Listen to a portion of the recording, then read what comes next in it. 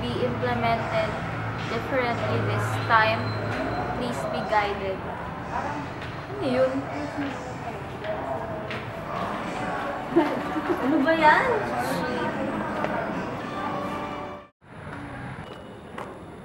12 na? Carry. Ay, late night ka? Oh? May late night ka ba? Ate, wala po. Yan na naman. Gabi-gabi na lang, paulit-ulit. Ano ba yan? Sorry po ate, di na po mauulit. Ay naku, naulit na naman yan. Sige na. Nakuha mo ako.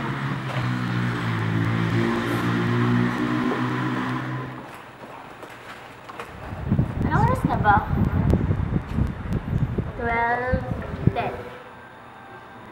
Ayun.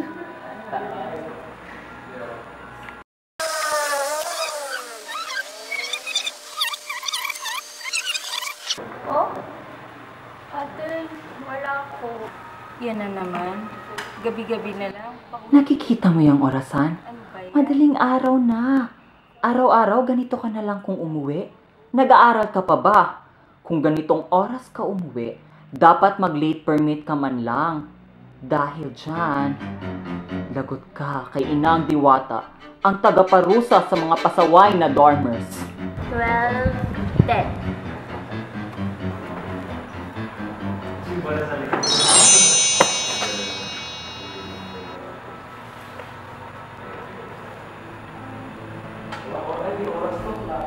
Nasaan ako? At anong nangyayari? Bakit 3 kamay ko? At bilog ako? Mama! Mama! Hanggat ang kaibigan mong si Elsie na lagi ring late ay magbabago at magkukusang mag-late permit, ay mananatili ka dyan.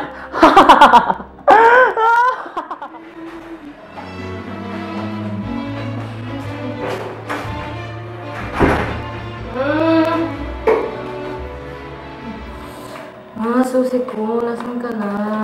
Please, show up. Susi. Oh, right. Wala nga pala akong susi ever.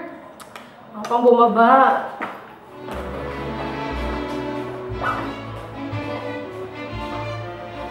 Hirap pa ako ng Ikaw na naman. Wala ka na lang. Ate, kanina lang lunch ako umirang ulit. Sige, send ko muna. Wait lang.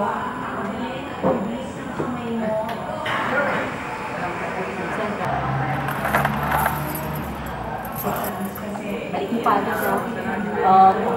Thank you, ate.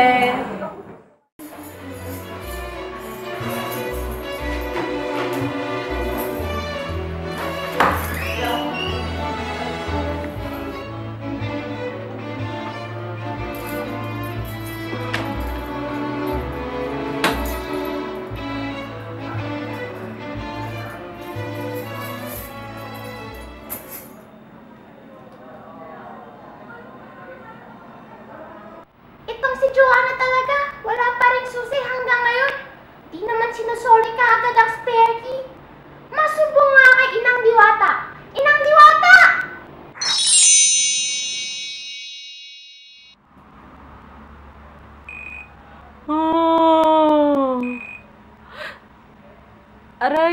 Aray ko. Ano to? Ba't di ako makagalaw?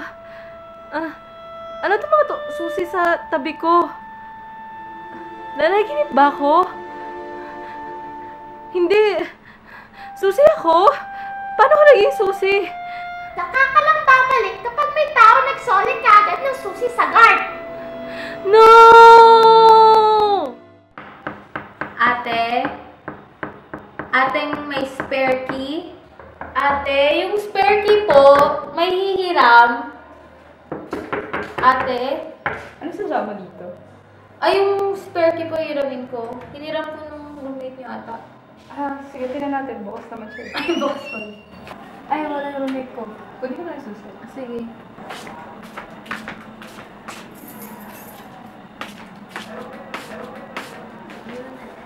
po.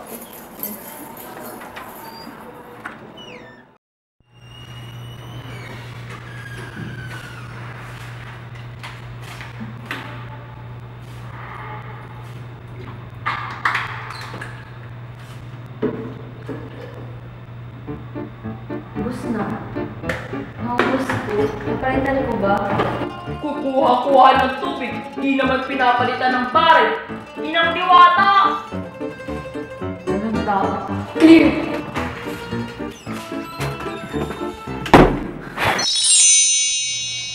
Hala, ano to? Huh? Ano nangyari sa akin? Bakit? Ba't parang ang taba ko na water barrel? Ha? Ano nangyari sa akin? Naging water barrel ako? Ayoko! Giging tao ka lang kapag may nagpalit ng baril na bukal sa kanilang kalooban. Magdusa ka dyan! Ayoko! Wag! Wag! Ate, narinig mo ba ako? Patulang naman to. Ate, papalit naman itong water barrel. Di ba last touch policy nga? Kasi ako naman nangalang water. Ay, Ines! Napanood mo na yung episode 60 naman sa Canada. Hindi pa eh. May kopya ka ba? Wala, nabula ko na. Sige, hindi na ako sa iba. Sige, Salamat. bye-bye.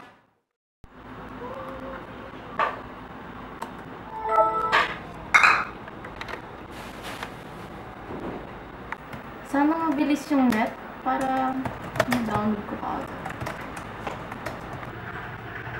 Sino kaya yung maraming seeders dito? Ito. Okay ito. Download. Sana wala talagang detector sa LAN. So far, 30 plus na yung na-download ko sa torrent. Pa naman ako nahuhuli. So far, so good. Umagal na naman ang internet dahil may nag-torrent. Para naman ang ibang dormers na gumagamit nito para sa kanilang pag-aaral. Yung ACADS ko. Yun ang Diwata ng bahala sa'yo.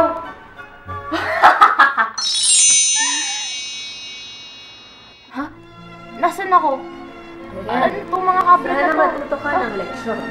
Bakit ako naging isang LAN cable?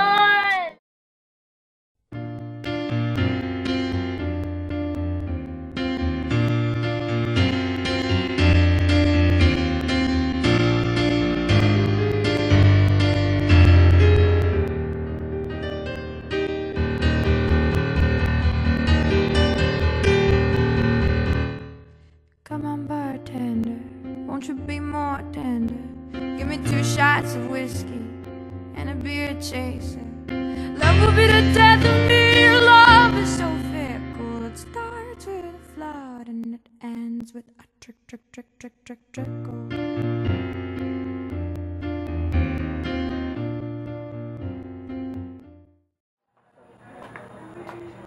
Kuya Rachel! Elsie? Elsie? Nakikita mo ba ako? Elsie, orasan ako. Late permit ate? Elsie? Kailangan ko tulong mo. Ikaw, babe. Wala.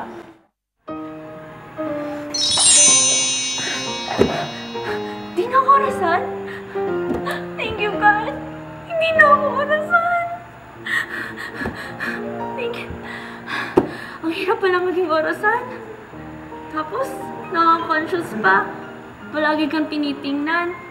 Pero, binabaliwala ka lang naman. Buti na lang, tao na ako. Tao na ako. Basta, mag-late night permit na talaga ako lagi. Kasi, magpa-party pa rin ako lagi.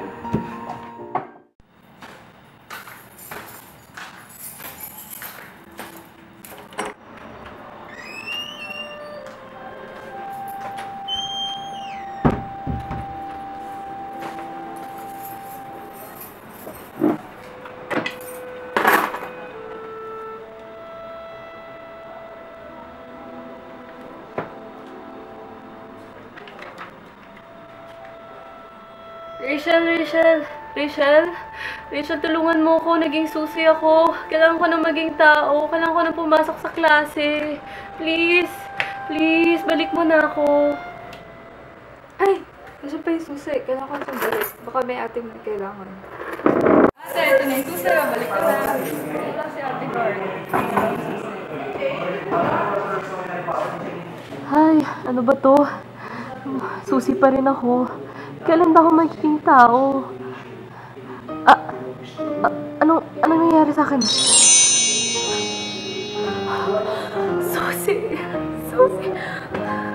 Tao na ako.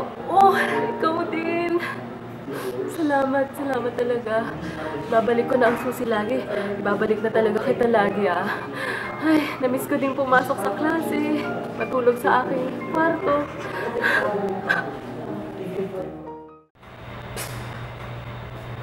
Ate! Tulungan mo ako! Ate! Palitan mo na ako! Ano ba yan? Wala na naman tubig. Nakakainis talaga itong mga taga-Mulabe. Mas mabigat pa ang mga libro ko kesa dito. Tsaka dito sa habak na mas malusog sila kaysa sa akin. Ay, wait po ate. Pwede po magpa-help? I'm sure.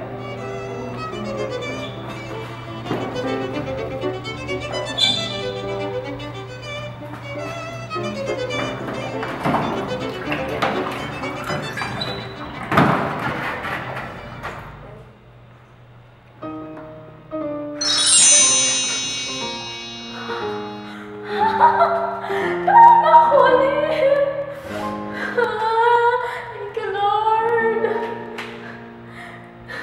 Simula ngayon, magpapalit na talaga ako ng water bottle. Hindi ko na ito iiwan mo ng laman.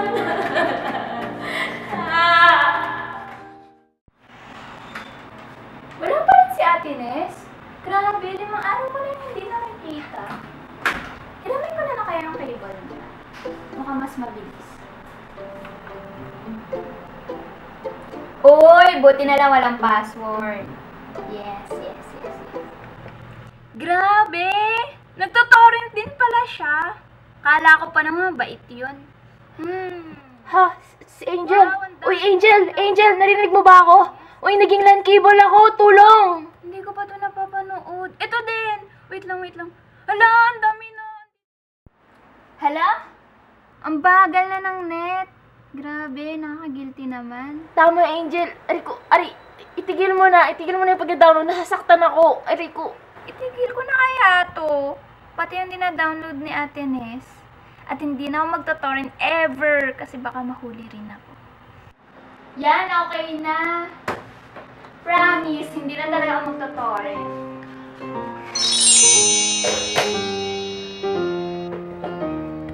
Nakabalik na ako! Thank you, Lord! Hindi talaga ako magto-torrent ever. Ang hirap palang maging LAN cable. Thank you talaga, Lord. Thank you.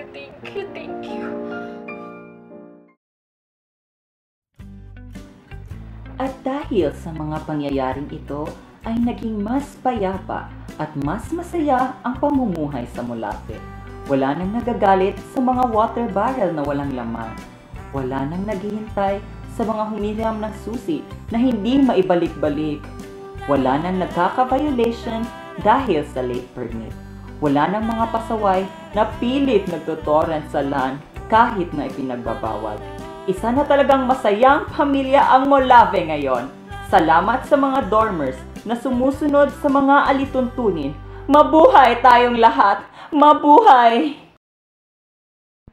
Ayan, nakabalik naman sa dati ang mga pasaway na mga dormers. Sana matuto na sila sumunod sa mga batas sa dorm. Ala! Nabara ko na naman itong inidoro. Kaya ko na nga lang. Naku, si Pedro talaga. Wes!